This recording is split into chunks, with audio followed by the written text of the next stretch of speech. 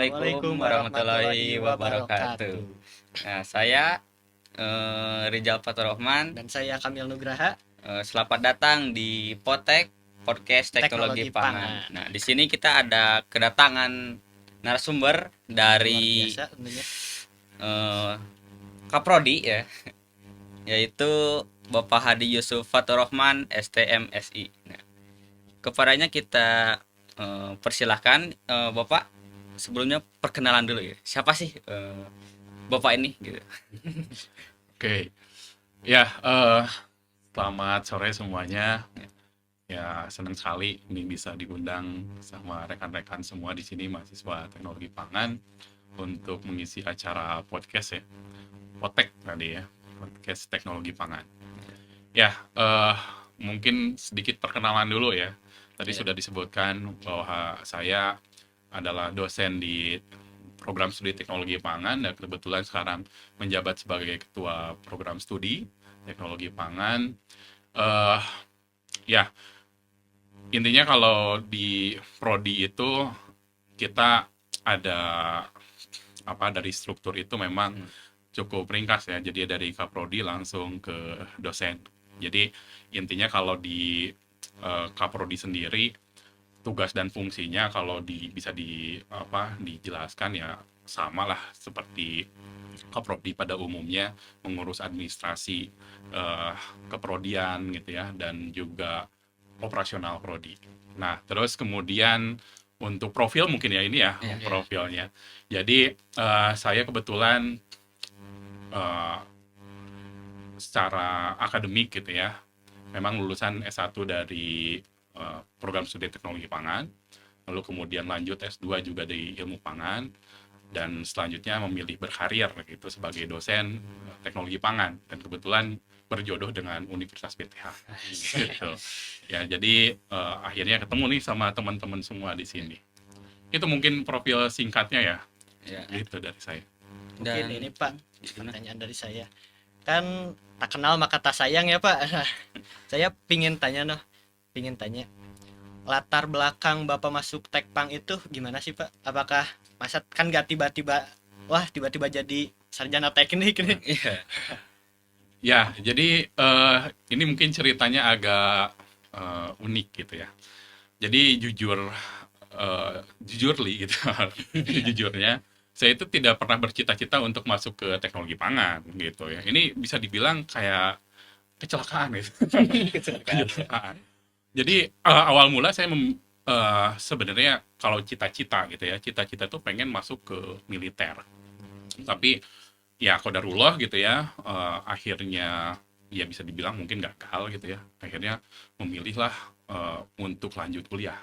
Nah dalam proses lanjut kuliah ini, kalau saya memang idealisnya gitu ya, pengen nyari jurusan itu yang unik. Oh iya.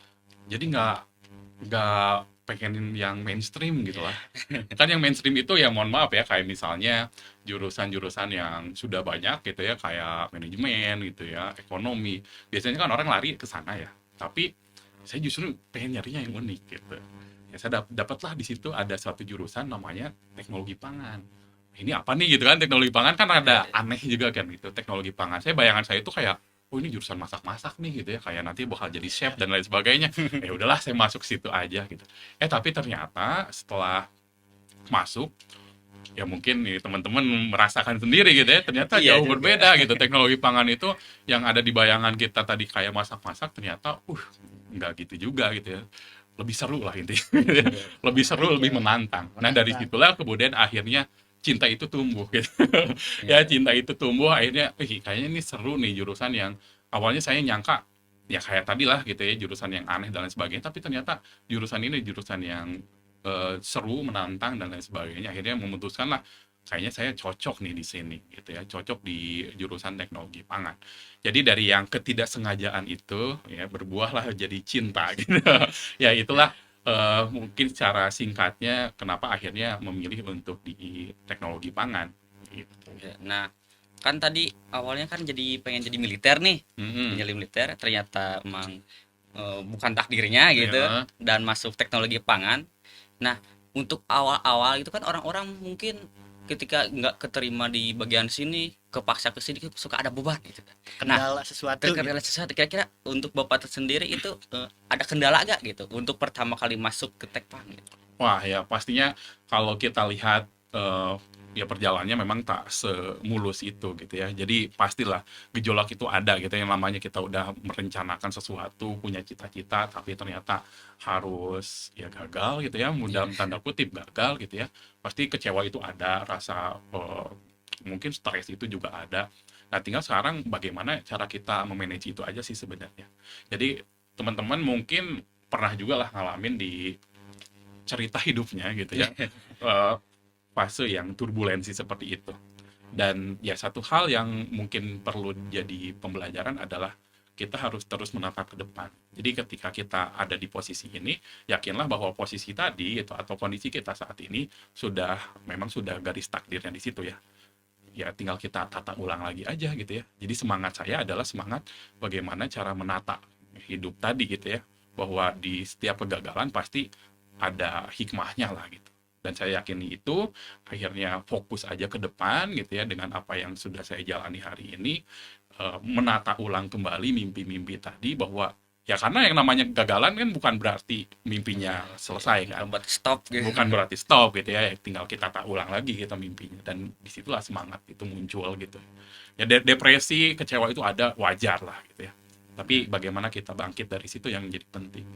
Nah, jadi setelah mengalami hal-hal semacam itu, kira-kira pas udah masuk nih dan ternyata tertarik, kira-kira dari teknologi pangan itu hal yang paling menarik dari teknologi pangan itu apa sih gitu? Oke, ini pertanyaan menarik nih. Jadi apa sih yang pada akhirnya membuat saya itu jatuh cinta gitu ya Nah, sama itu. teknologi pangan? Jadi gini loh teman-teman semua. Jadi teknologi pangan itu kalau kita lihat gitu ya dari apa namanya kacamata yang lebih luas gitu ya. Ini adalah suatu jurusan yang menurut saya akan terus dibutuhkan sampai kapanpun.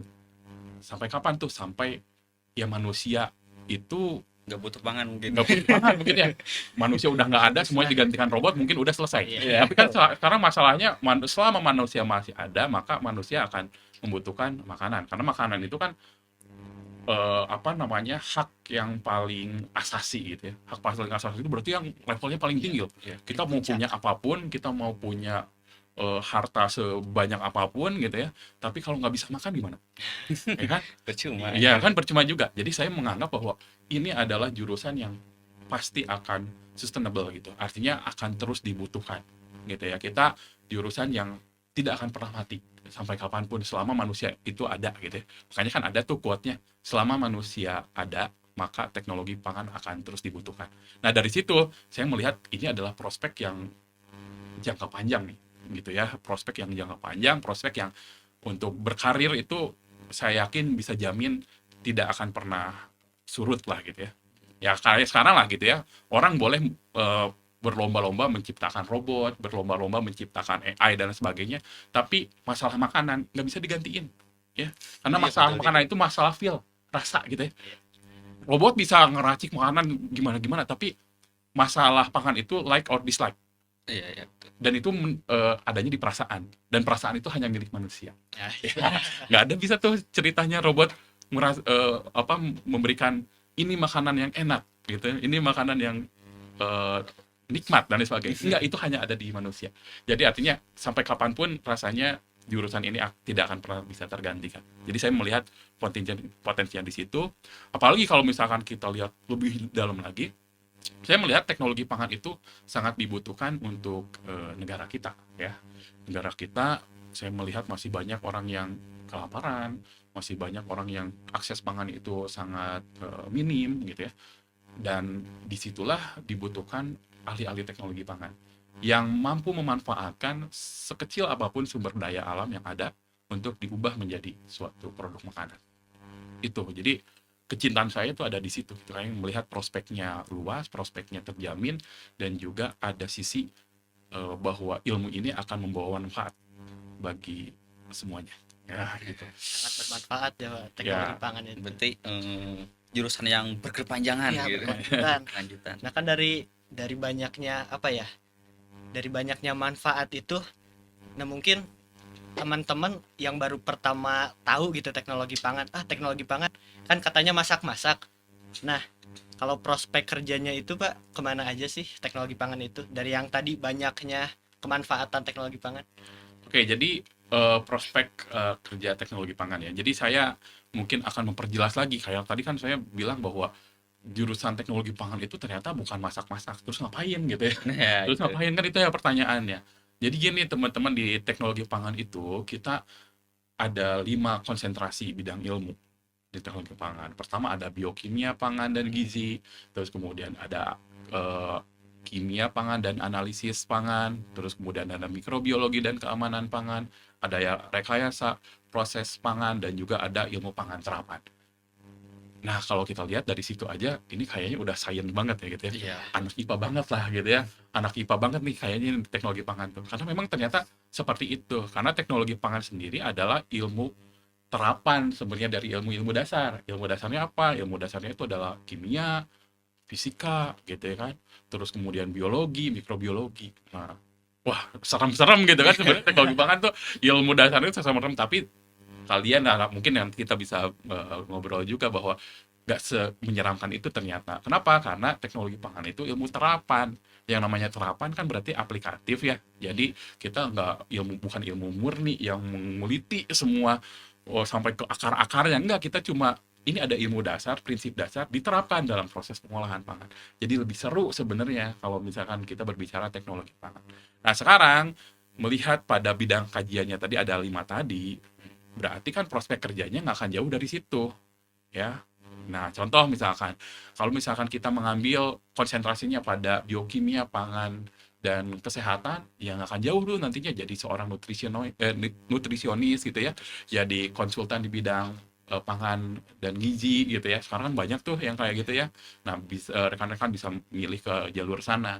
Terus kalau misalkan kalian ngambil konsentrasinya pada analisis kimia dan analisis pangan, berarti nggak akan jauh-jauh tuh nantinya kerja contoh misalkan di BPOM ya, yang kerjanya nganalisis makanan gitu ya, menganalisis makanan. Nah kita tahu tuh ada, kalau di kemasan itu ada nutrition fact gitu Iya, ya, nutrition fact. ada kalori dan sebagainya. Nah itu siapa yang nguji itu?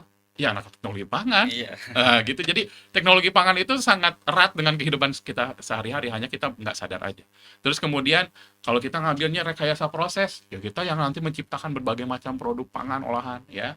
Kalau kita jalan-jalan ke supermarket, kita bisa ngeliat tuh ada berbagai macam jenis produk olahan pangan ya. Dari produk misalkan roti aja kan berbagai macam jenis tuh roti ya. Biskuit, berbagai macam jenis biskuit. Nah itu siapa yang bikin? Ya anak-anak teknologi pangan. Jadi nanti kerjanya di situ tuh, di industri dan lain sebagainya. Terus kalau kita ngambil ke mikrobiologi keamanan pangan, kita bisa eh, kerja di, atau profil kerjanya itu ya tadi kayak sama di BPOM gitu ya, BSN yang menilai mutu produk makanan gitu. Lalu kemudian kalau yang pangan terapan ya itu lebih luas lagi. Kalian bisa menjadi seorang wirausahawan di bidang pangan, ya kan? Dengan kalian cakap, pandai mengolah makanan, ya kenapa enggak kan kita Iya. bikin industrinya aja sekalian gitu ya. Iya, Dan betul. bahkan banyak cerita seperti ini nih yang menarik. Jadi di tahun pertama biasanya lulusan teknologi pangan mereka akan nyari pengalaman dulu, masuk ke industri-industri, masuk ke industri besar gitu ya, misalnya Kraft lah, misalnya Indofood dan lain sebagainya. Mereka di sana akan ditempatkan pada posisi-posisi strategis, contohnya di bagian research and development yang mengembangkan produk tuh gitu ya. Jadi itu tuh kayak orang-orang yang tahu resep gitu ya, jadi tahu formula ya. Indofood bisa menghasilkan produk seperti itu, yang menciptakannya orang-orang teknologi pangan. Jadi bayangkan kita sebagai seorang lulusan teknologi pangan punya tahu resepnya. Jadi apa? Ya udah, kita cari aja ilmunya di situ, keluar bikin produk yang mirip dengan Indofood, bikin industrinya sendiri. Nah, itu yang menarik justru di situ. Dan Gitu. ini nih, kan di teknologi pangan itu ada yang namanya proses pengolahan. Mm-mm. Nah, kan eh, untuk teknologi pangan tersendiri kan, eh, sehatnya makanan itu yang tidak melalui ultra processed food gitu. Jadi enggak, jadi si bahannya itu enggak nggak Proses. banyak diproses gitu. Sedangkan kan makanan-makanan sekarang gitu kebanyakan ultra processed food gitu. Nah itu tuh kan pasti diciptakannya juga oleh teknologi pangan juga kan. Nah kira-kira dalam kondisi seperti itu disalahkan nggak sih jurusan teknologi pangan gitu Oke, menciptakan produk tersebut gitu? oke. Ya ini adalah pilihan ya, gitu ya. Jadi gini, eh makanya kenapa pada akhirnya mungkin ini saya masuk ke akhirnya ke keunggulan prodi teknologi pangan UBTH ya. Jadi gini, eh, proses pengolahan pangan yang sampai ke ultra processing food memang itu salah satunya karyanya dari anak-anak teknologi pangan. Kita memang belajar itu dan pada akhirnya menciptakan produk seperti itu. Salah nggak? Ya masih banyak perdebatan gitu ya. Salah kalau dari sudut kita lihatnya dari satu sudut saja, misalkan dari segi kesehatan, ya mungkin akan disalahkan ya.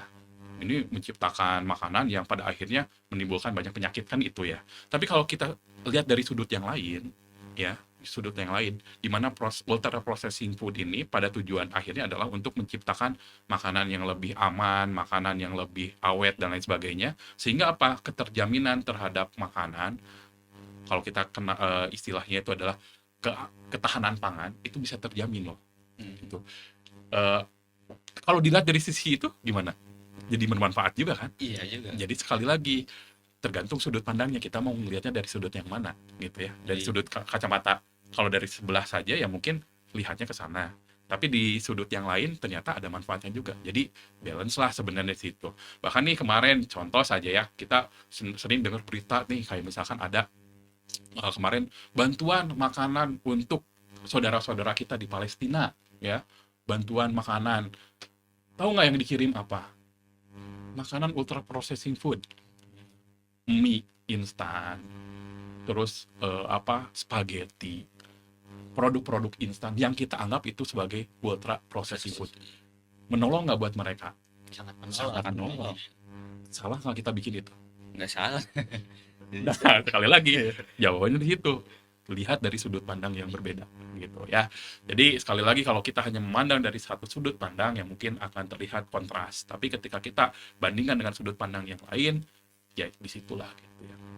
Nah, tapi sekali lagi kita memang harus berusaha juga nih, ya sebagai seorang ahli teknologi pangan, bagaimana caranya menciptakan makanan-makanan yang ya tadi bisa lebih baik lah gitu ya. Nah, makanya kita di Prodi Teknologi Pangan UBTH mengusung visi memang salah satunya adalah yang mungkin jadi keunggulan kita, kita ingin menghasilkan produk pangan yang halal dan juga sehat. Itu. Jadi makanya teman-teman semua nanti di Teknologi Pangan UBTH akan belajar bagaimana caranya menghasilkan makanan yang bukan hanya enak, yang bukan hanya secara tampilan juga menarik gitu ya, bukan hanya sedap dipandang mata gitu ya, tapi justru punya nilai manfaat yaitu bagi kesehatan yang lebih baik lah gitu ya. Jadi kita fokusnya ke sana dan mungkin itulah yang kemudian akhirnya menjadi keunggulan kita. Kita memproduksi makanan yang halal dan juga sehat. Itu. Nah, kan Pak, dari ultra processed food itu kan pasti perlu teknologi yang mumpuni kan ya Pak. Iya. Perlu mesin-mesin dan alat-alat yang oke lah gitu. Nah, kalau di UBTH sendiri itu fasilitas teknologi pangannya ada apa aja Pak? Nah, kalau fasilitas ya. Jadi kalau fasilitas alhamdulillahnya kita walaupun ini kita baru prodi baru ya, prodi baru tapi kita komitmen untuk menyediakan fasilitas terutama untuk proses pembelajaran yang memang terstandar dan juga mumpuni lah gitu ya. Nah, eh, kalau fasilitas PBM ya, proses pembelajaran itu semuanya sudah cukup baik lah gitu ya. Nah, tapi yang paling penting di teknologi pangan adalah fasilitas lab. Tadi betul ya, karena kita berbicara teknologi pangan itu seolah luaran akhirnya adalah menciptakan produk. Nah, dalam proses penciptaan produk maka kita butuh yang namanya fasilitas, alat-alat, mesin-mesin gitu. Nah, kita udah berkomitmen nih dalam setiap tahunnya kita selalu mengadakan eh, penambahan fasilitas baru, alat-alat dan mesin-mesin yang memang dibutuhkan di industri pangan. Kita punya beberapa alat yang sudah siap gitu ya untuk memproduksi berbagai macam produk olahan pangan. Jadi insya Allah kalau misalkan untuk fasilitas kita akan terus tingkatkan dan sampai saat ini pun ini sudah cukup mumpuni gitu ya. Jadi teman-teman bolehlah bandingkan dengan teknologi pangan yang baru ya, jurusan teknologi pangan baru, progresnya kalau saya bilang kita lebih cukup cukup apa cukup baik gitu ya dalam penyediaan fasilitasnya. Dan di sini tuh kira-kira eh, dari pelajaran mengajarnya itu lebih banyak ke bikin proyek kah atau teori kah atau gimana gitu. Ya sebenarnya kalau dari metode ya mungkin ya metode Ya. pembelajaran ya kita usahakan balance, artinya kita ada panduannya adalah kurikulum gitu ya, jadi kita nggak boleh jauh-jauh dari kurikulum, tapi di dalam kurikulum tadi kita sudah rancang juga kurikulum tadi supaya lebih fleksibel, artinya kurikulum yang kita rancang itu bukan kurikulum yang jadwal kayak zaman dulu tuh pembelajaran yang eh, apa poinnya itu ada di dosen gitu. Sekarang justru kita menginginkan pembelajaran itu justru senternya itu ada di mahasiswa. Ini kayak sekarang kan, ini Iya. podcast ini juga salah satu metode pembelajaran yang baru. Zaman dulu mungkin nggak ada nih, gitu ya. Betul. Tapi sekarang kita pengen mengajarkan nih mahasiswa supaya mereka yang lebih aktif, yang harus lebih explore, yang harus lebih banyak berkarya. Jadi artinya kita mengharapkan proses pembelajaran itu kalau dulu hanya dinilai dari ujian, Iya. UAS, UTS, udah kayak itu tuh jadi Tolak apa ya ukur ya. tolak ukur gitu ya. Kalau sekarang enggak, kita lebih menghargai gitu ya suatu proses luaran dari proses pembelajaran. Kalian belajar ngasilin apa? Kalian belajar dapat pengalaman apa? Nah itu yang kemudian kita nilai di sini. Jadi kita nggak terpaku hanya pada UAS UTS. Ini kan kayak ini pembelajaran yang menurut saya Iya. jauh lebih menarik kan gitu ya gitu. Jadi capaiannya jelas gitu dan nggak kaku, nggak kayak dulu gitu. Jadi kalau misalkan dibilang banyak project ya mungkin kita arahnya sekarang memang pengennya banyak project karena kita menganut sistem di dalam kurikulum itu OBE namanya, outcome based education. Jadi proses pembelajaran yang lebih mengedepankan pada outcome itu luaran ya gitu. Kalau untuk ini Pak, kan sekarang itu lagi musimnya pendaftaran kuliah ya Pak. Iya. Nah, Hmm. ada nggak tips atau saran buat calon mahasiswa nih yang mulai tertarik ke Tekpang tapi masih ragu nih? Ada tipsnya nggak Pak dari Bapak? Supaya makin yakin gitu. Aha, Betul. ya. Eh, Tadi sebenarnya bahwa jurusan teknologi pangan itu adalah jurusan yang menurut saya prospektif gitu ya. Jadi prospeknya akan sangat masih panjang gitu ya. Selama manusia hidup pasti dia butuh makan dan orang-orang yang punya kemampuan di bidang pengolahan makanan itulah yang kemudian akan menjadi dibutuhkan gitu ya, menjadi unggul di masa yang akan datang. Jadi jangan ragu untuk memilih program studi teknologi pangan gitu ya.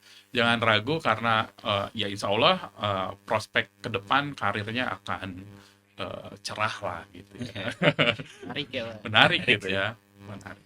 Dan buat mahasiswa sendiri ini calon mahasiswa ya, yang sudah tertarik nih pengen ke Tekpang. Nah, kira-kira buat si mahasiswa itu sendiri, calon mahasiswa itu apa sih yang harus dipersiapkan gitu?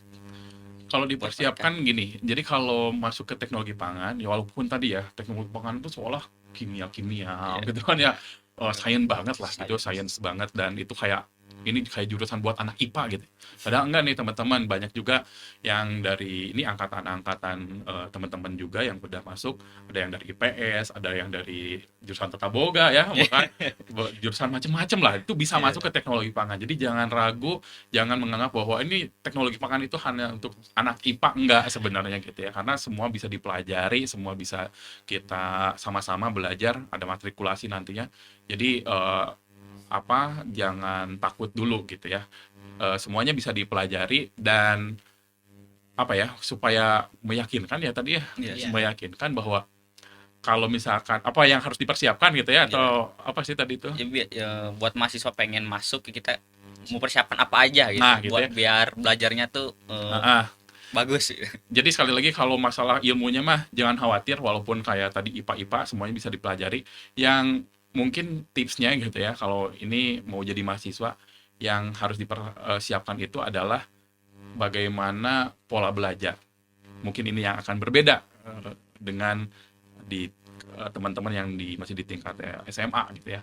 Ini kita diharapkan kalau di kuliah itu belajarnya lebih mandiri, belajar lebih eksploratif lagi, jadwal yang mungkin agak berbeda gitu ya. Jadi harus dipersiapkan di situ. Jadi artinya harus mempersiapkan itu sebenarnya lebih ke time manajemennya gitu ya. Bagaimana nanti untuk menghadapi perkuliahan dan lain sebagainya. Karena menurut saya yang paling penting itu sih gitu ya. Kalau misalkan masalah eh, keilmuannya rasanya itu akan mudah lah untuk dipelajari. Lebih ke persiapan mental aja sih Nah, untuk jadi mahasiswa gitu. terus kan Apalagi nanti ketemu sama kakak-kakak tingkatnya. waduh, Iya. Ketemu sama kita lagi. iya sama kita. Nah terus bahkan di luar dari kesiapan mental dalam berkuliah itu juga kan perlu kesiapan biaya. Nah ada nggak fasilitas yang membiayai gitu buat buat kita kuliah di BTH ini? Iya. Wah, ada banget ini. Kalau di BTH pertama gini. BTH itu bolehlah nanti kalau misalkan nggak percaya gitu ya, divalidasi aja. Jurusan teknologi pangan paling murah se-Indonesia itu adalah di teknologi pangan BTH. Ya, Dicek ya, aja langsung. cek aja tuh ya. Jadi satu, kenapa kita biayanya itu murah dan lain sebagainya, karena kita pengen memberikan kesempatan buat teman-teman yang memang berminat untuk ke teknologi pangan untuk mengembangkan minatnya dan lain sebagainya gitu. Jadi ada wadahnya ada di kita. Terus kemudian kita juga menyediakan banyak beasiswa ya, banyak beasiswa. Ada beasiswa BTH Unggul namanya, yang itu bisa mengcover biaya kuliah full selama 8 semester, artinya sampai kalian lulus nggak mengeluarkan biaya sama sekali. Ya, jadi itu kesempatan yang luar biasa tuh bagi teman-teman semua yang pengen kuliah gratis, ada di Tekpang BTH. Terus kemudian ada beasiswa KIP, kita juga menerima KIP, jadi silahkan tinggal langsung daftar aja beasiswa KIP. Terus kemudian ada beasiswa nanti, beasiswa dari eksternal, ada beasiswa BSI, udah ada beberapa yang dapat juga, ada beasiswa MPZ dan lain sebagainya. Jadi intinya jangan khawatir kalau masalah biaya untuk masuk di BTH, relatif terjangkau, dan tadi walaupun terjangkau tapi tetap kita mengedepankan pada mutu gitu ya. Gitu. Nah, kan untuk beasiswa kan itu terutama yang BTH Unggul gitu. Kan sampai 8 semester nih sampai akhir gitu. Nah, kira-kira pas penelitian itu mengeluarkan uang sendiri atau ada biaya dikasih gitu? Nah, jadi gini, kalau runutannya mungkin ya. Jadi gini, kalau mahasiswa itu ya nanti S1 itu memang ada kewajiban untuk riset. Nah, itu. Jadi belajar di program studi S1 itu hasil akhirnya adalah kalian harus belajar untuk riset, artinya harus ada penelitian. Nah, sayangnya memang di beasiswa BTH Unggul tidak mengcover sampai penelitian, teman-teman. Tapi jangan khawatir, kalau penelitian masih banyak gerbangnya gitu ya. Ada, kalian bisa ikut proyeknya dosen gitu ya, bisa ikut juga nanti ada apa, PKM gitu ya, lomba-lomba karya ilmiah yang nanti akan dapat pendanaan dari sana. Jadi walaupun apa namanya memang sifatnya kompetitif, tapi kan ya kalau misalkan udah rezekinya mah nggak akan kemana gitu ya. Jadi Iya. artinya masih ada peluang ke sana. Ya, tapi kalaupun memang tidak ada, memang sayang di beasiswa BTH Unggul tidak mengcover sampai ke penelitian. Tapi kalau penelitian S1 sih rasanya tidak akan sekompleks S2 atau S3 gitu ya. Biayanya juga masih kita pasti pertimbangkan, biayanya tidak akan terlalu tinggi. Jadi bisa nabung lah, intinya ada strategi ya. Jadi kan kalau dapat beasiswa WTH Unggul udah bebas biaya kuliah, nah ditabung tuh biaya misalkan dari apa namanya bekal kuliah ya gitu ya.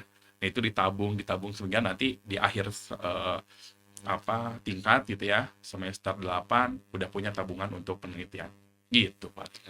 Jadi meskipun nanti pas penelitian pakai dana pribadi dan ternyata nggak ada nih, masih ada kesempatan yang lain gitu, seperti ikut PIM, apa namanya, PKM ya, PKM, terus ada lagi project dari dosen gitu. Jadi kesempatan-kesempatan yang bagus itu harus Harus dikejar. dikejar gitulah. Iya. Jadi jangan berkecil hati meskipun kita orang gak bisa nih, kita nggak punya dana, ya kesempatan itu pasti ada gitu. Jadi jangan disia-siakan lah itu. Jadi Ya. pentingin seperti itu aja Pak. Ya betul. Jadi kalau jadi mahasiswa harus pintar-pintar sebenarnya gitu ya. Jadi satu gerbang tertutup, cari gerbang yang lain gitu.